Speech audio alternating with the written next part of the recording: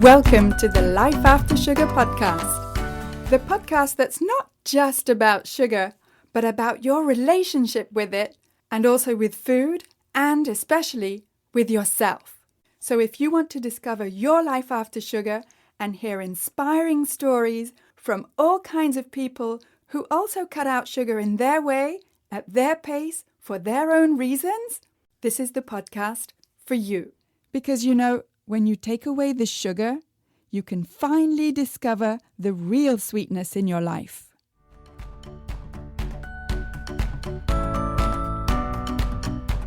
I'm your host, Netta Gorman.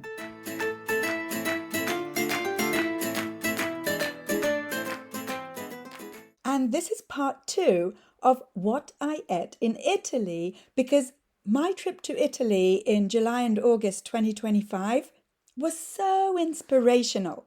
And in part 1, on episode 241, I talked about what I ate in Italy. So episode 241 was part 1.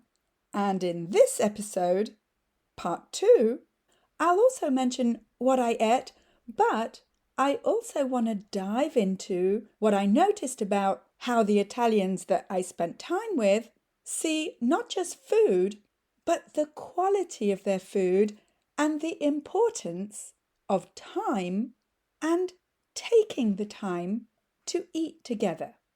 I'll share my thoughts and impressions in just a minute. But first, I just wanted to tell you that if you're looking for some free resources, then I have plenty for you. First, download my 5 tips to get rid of cravings. And those 5 tips may not be what you think they are. So go to aftersugarclub.com and download your 5 tips today. And while you're at aftersugarclub.com, why not take the cravings quiz? I created this cravings quiz specifically to help you start thinking more deeply about what triggers your cravings. And when you do this quiz, you'll get your personalized score as well as my practical tips to help you take your first step to get rid of cravings. Those free resources are at aftersugarclub.com. And also, come check out the Life After Sugar Facebook page and subscribe to the Life After Sugar YouTube channel, as well as my Instagram account at My Life After Sugar, which is where you'll get all kinds of inspiration so that you can see that it's perfectly possible to live a happy and active life, even if you don't eat sugar. You can also check out my TikTok account at Netta_lifeaftersugar.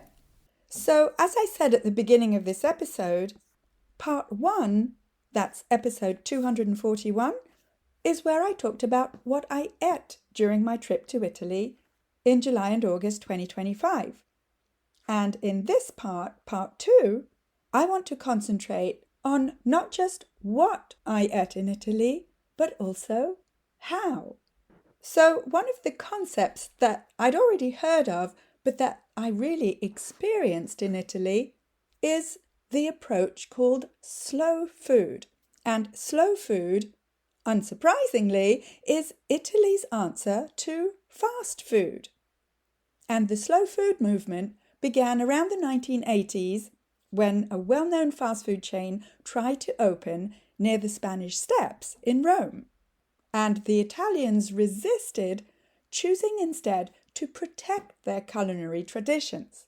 And rather than quick, standardized meals, the kind that we often find in North America and other parts of the world, including Europe, and I must say, including in Italy, especially in the tourist areas, slow food celebrates fresh, local, seasonal ingredients prepared with love and care.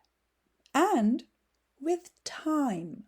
The slow food approach invites us to really care about the ingredients we choose, the time we spend prepping the meal, and the time we take to sit down, savor each bite, and keep the food culture alive, which, let's face it, is a pretty far cry from eating out of a paper bag or on the run.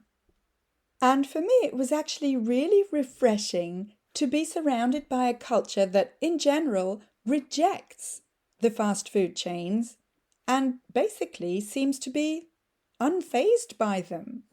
In other words, all those flashy colours and cheap meals? Well, the Italians I spent time with had no time for those. In fact, the types of meals that Vanya, the mother of the family we were staying with, made for us were, by North American standards, pretty time-consuming, such as stuffed zucchini flowers, which were absolutely delicious and which I've never seen before. Basically, you take the zucchini flower and stuff it with mozzarella or ricotta and anchovy, and then you fry it until it's crisp. You can also bake it. Vanya was also very smart about how she used time to her advantage in the kitchen, like cooking up a piece of meat to use for the next day and then using the broth. But because she's a working mother, she's found some ways to save time without selling out to the processed foods industry, which does exist in Italy. So, for example, gathering together traditional cold meats from the region, like prosciutto di Parma, mortadella, and speck, which is a lightly smoked type of ham, a bit like prosciutto, and different types of cheeses, like the famous Parmigiano Reggiano, which is the king of Parmesan cheeses, aged 12 to 36 months, and often eaten with balsamic vinegar, which I'll talk about a little bit later in this episode, but which can be divided into balsamic vinegar from Modena or the traditional one from Reggio Emilia, which is the area where we were staying. Each region, in fact, each town, and sometimes even each village, has their own speciality in terms of food, and we ended up joking about it because it seemed like it was never ending to hear that this particular dish or this way of preparing it was typical of this or that town or village. And so I ended up asking, wait, which street is this dish from? Or even which house or which room in the house? Which Vanya took very good-humouredly. So this type of platter with different types of meats and cheeses and also vegetables prepared in different ways and sometimes pickled, all brought together for a lovely antipasto platter. This made for a wonderful meal. So you see, it's not just pasta in Italy, although we did eat plenty of that too. And also when we were in Liguria, which is on the northwestern coast of Italy, Vanya made us trofi al pesto, which is short twisted pasta with pesto, and we also tried farinata, which is a savoury chickpea flour pancake baked in a wood-fired oven. And yes, we also had pizza at a restaurant which nobody minded waiting for because it had to be made fresh. And when we went to visit the marble quarries at Carrara, we had lardo di colonnata, which is a famous local delicacy, and it's basically cured pork back fat aged in marble basins with herbs, garlic and spices. It's very thinly sliced and served with warm bread, where it melts on the bread and becomes this silky, rich, wonderful type of texture and taste. And as I said in episode 241, I tried everything, all the foods, yes, even those that contain flour, and even a little bit of gelato, although not much because it's just too sweet for me. My point is that just because food can be put together relatively quickly, it doesn't mean that it has to be highly processed. Take prosciutto and ham, for example. Although they both come from pork, prosciutto is as natural as it gets, just pork, salt, and thyme. Not the herb, thyme as in T-I-M-E. No additives, no sugar, nothing artificial. Whereas most commercial ham in North America at least, is much more processed. It's often injected with brine, sugar, preservatives, even flavorings or smoked, and then cooked, usually by the processed foods industry.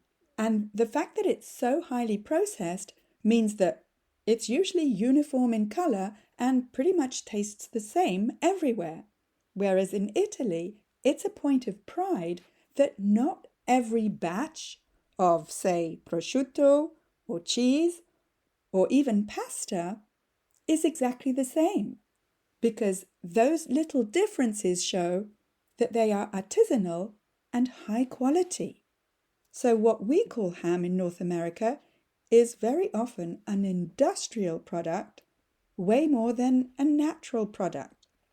And actually, when my daughter and I were on a day trip to Milan, we were just walking past a grand old post office in Piazza Cordusio when we noticed a huge lineup outside.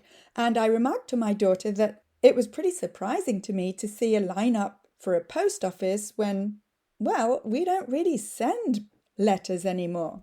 It was only later, when I was talking to Marco, the father of the family we were staying with, that he told me that it wasn't a post office anymore. It was actually a Starbucks. Really? The story is that in 2018, way after the slow food movement started, the first Starbucks in Italy opened in Milan on September 7th. And they put it in Milan's former central post office building, which is not far from landmarks like the Duomo and Teatro alla Scala. It's a huge space and has marble counters that are heated from underneath so they aren't cold, big bronze roasters, stone and wood elements, terrazzo flooring, and so on. There's also an artisanal bakery. Basically, it's meant to be a lot more than just a place to grab a coffee. It's more like a destination. And it took so long to open this Starbucks because the company hesitated for many years to open in Italy because Italian coffee culture is very strong and distinctive. For example, I learned it's a big no-no to drink cappuccino after 11 a.m. in the morning. It's just not done. Not by the Italians anyway. And in Italy there aren't a dozen different formats of coffee and different additives to coffee like sweet tasting syrups and pumps of this and foams of that. No, good Italian coffee is drunk in small cups like espresso and usually in one shot, sometimes even standing up at the coffee bar. At least that was my experience for the 3 weeks that I was there. So Starbucks wanted to enter the market with, and I quote, humility and respect. They didn't want to seem like they were going to teach the Italians to make coffee. They were very conscious that Italy has its own rituals and norms around espresso and cafes. But of course you can imagine that many Italians were, and still are, skeptical because Starbucks' model felt, well, unnecessary to Italians. And some people saw Starbucks as a threat to Italy's unique coffee culture. I saw it myself. Italians are proud of being the birthplace of espresso, cappuccino, and coffee bars, so a big American brand moving in felt almost like cultural fast food for coffee. And price was one of the points of tension, because espresso in Italy is often around €1, except maybe in the tourist areas. And by the way, the Italians call coffee joints bars. So when Vanya, the mother of the family that we were staying with, invited me in the morning to the bar, I was a little bit surprised until I realized that the cafe is called a bar. Anyway, Starbucks was planning to charge more, for example, around €1.80 for an espresso in the new place in Milan. But that's not how it's done in Italy. In fact, that's almost double the price of a typical Italian bar espresso. And the idea of a venti coffee to sip for hours just doesn't match Italian habits. Most Italians drink coffee at the coffee bar in tiny cups. They don't carry it around everywhere in a paper cup.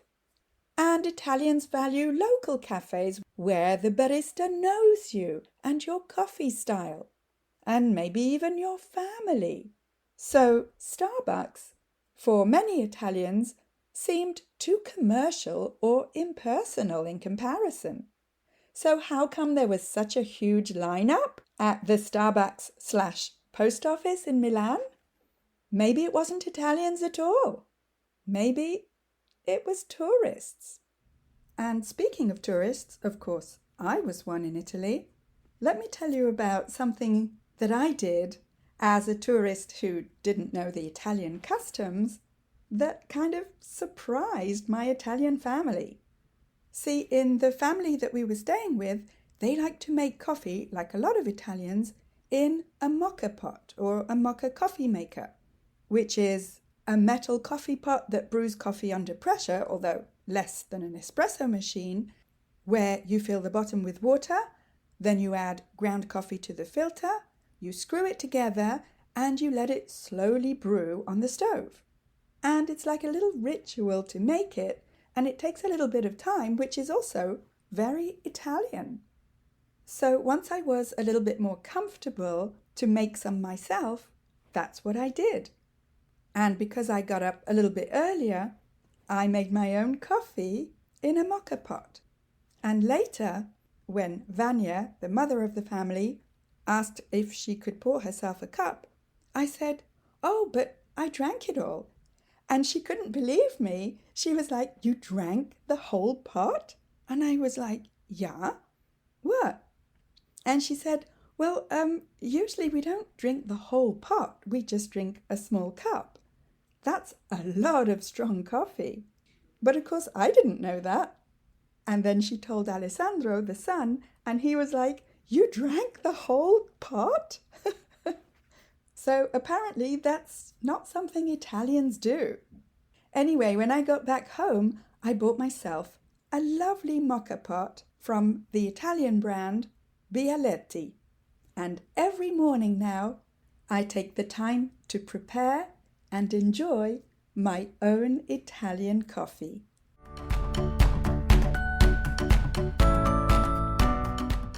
I want to take a quick break to say that if this is your first time here, then welcome and thank you for listening to this podcast. And whether you're new or a regular and you haven't yet rated or reviewed this podcast, could I ask you to scroll down and tap on the stars to rate this podcast and also to write a short review to let me know how this podcast is helping you in your life after sugar. I love reading your reviews, and when you rate and review this podcast, not only does it encourage me to continue making new episodes, but it also helps to share this podcast and have more people see it so that we can help more people feel better and lose weight with less sugar. So again, thank you for rating and reviewing this podcast and for spreading the word about sugar.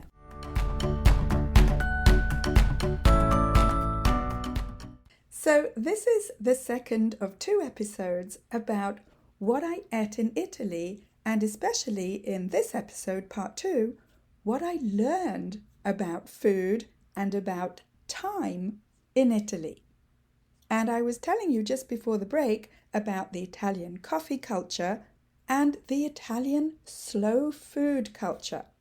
And I realized that you may be listening and thinking, but I don't have the time in my busy life to spend all that time gathering ingredients, prepping my meals, eating my meals, and then cleaning up. And I totally get that. I mean, I'm a full-time teacher, I have a family, I have a business to run, a podcast to make. We're all busy. And the Italian family that we were staying with was also busy.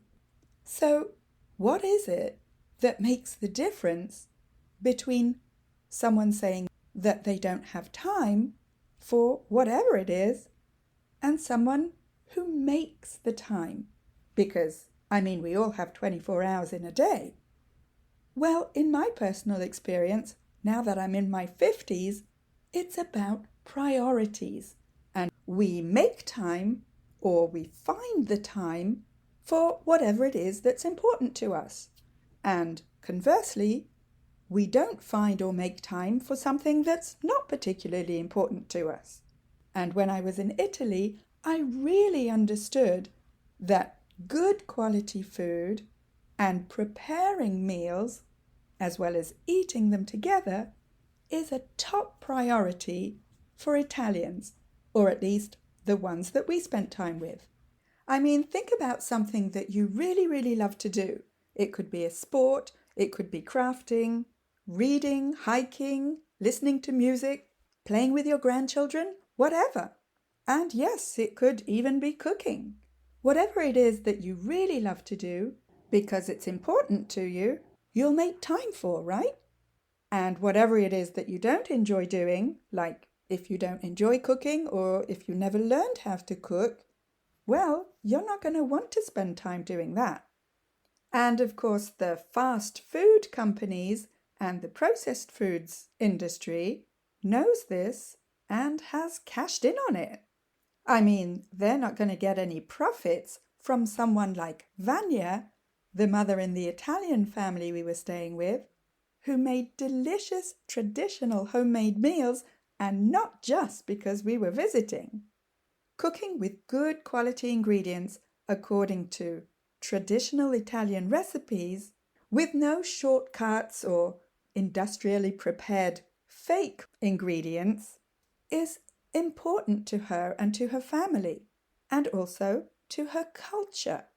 And this is passed down through generations. And I don't mean just the recipes themselves, but what is passed down from one generation to the next is the importance of taking the time to prepare, cook, and eat good food. In fact, what I noticed in Italy is that the importance of high quality applies to many, many things, not just food, but also clothes, shoes, jewelry, and so on. And it was so lovely to spend time with this Italian family whose priority was prepping, cooking, and eating delicious food together, and not to get the meal prep and the food part of the day over with as quickly as possible. And their whole society is set up to give time to this priority. They don't have a quick lunchtime where they have to rush to swallow something before they carry on working. They stop in the middle of the day for at least 2 or 3 hours so that they can spend time on this priority, which is good food. And this seems so far removed from the North American culture I live in, where fast food and fast eating seems to be way more important than slow food and good eating. And of course, there are exceptions in Italy and in North America. Obviously, I can't generalize from my 3-week experience with one family, but it felt like some of the problems that we have here in North America, and not just in North America, but the problems with processed foods and obesity and sugar addiction and all the health problems related to that, and also snacking, which I never saw anyone in the Italian family do. Here in North America, in the culture that I live in, it's almost as if our society, our whole culture, has created these problems. Why do I say that? Well, it feels like we've got our priorities back to front. We prioritize efficiency, speed, and low cost, which of course have their merits in certain situations, but may not be the best things to apply to food.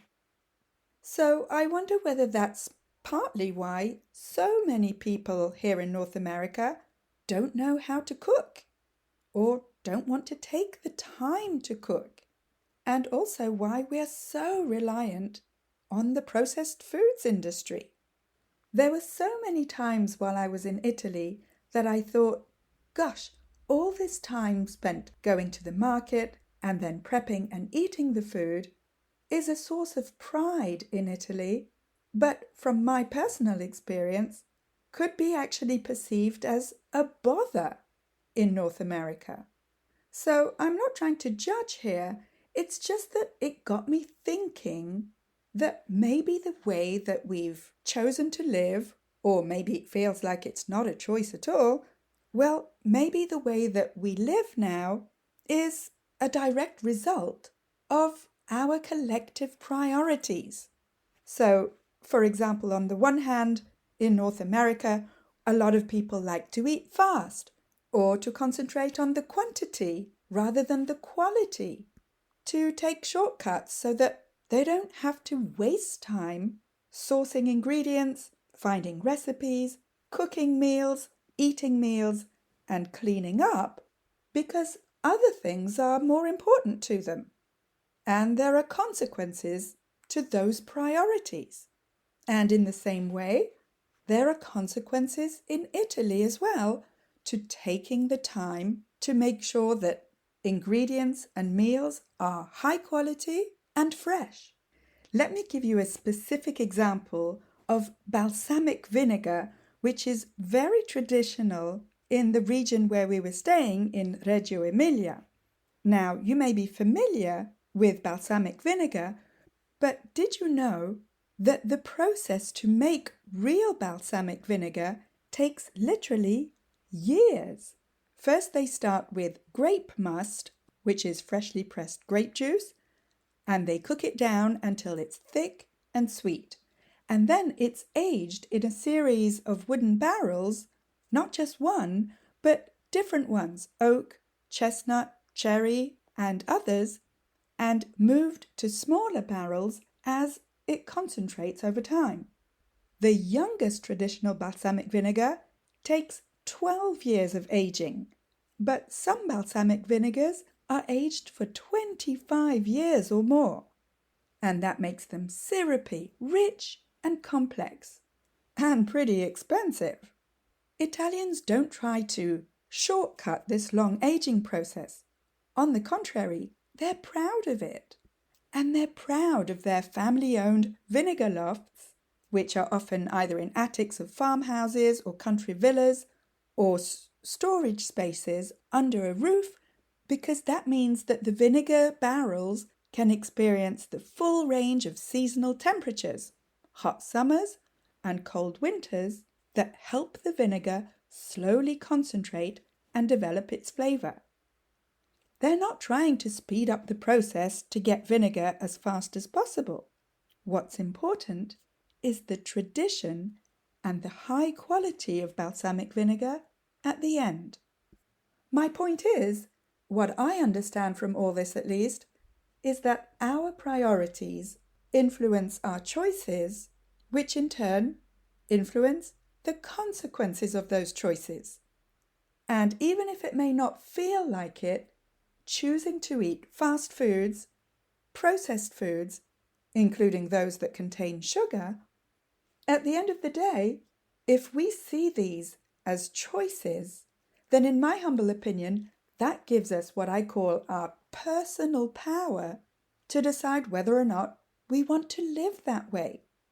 And spending that time in Italy reinforced that very important central question that I ask myself and that I encourage my program participants to ask themselves and that I encourage you to ask yourself, which is, how do I want to live? And more specifically, how do I want to feel? And that goes way deeper than just sugar. And it's also one of the very first questions that we talk about inside of my 12-week program, the Freedom from Cravings formula.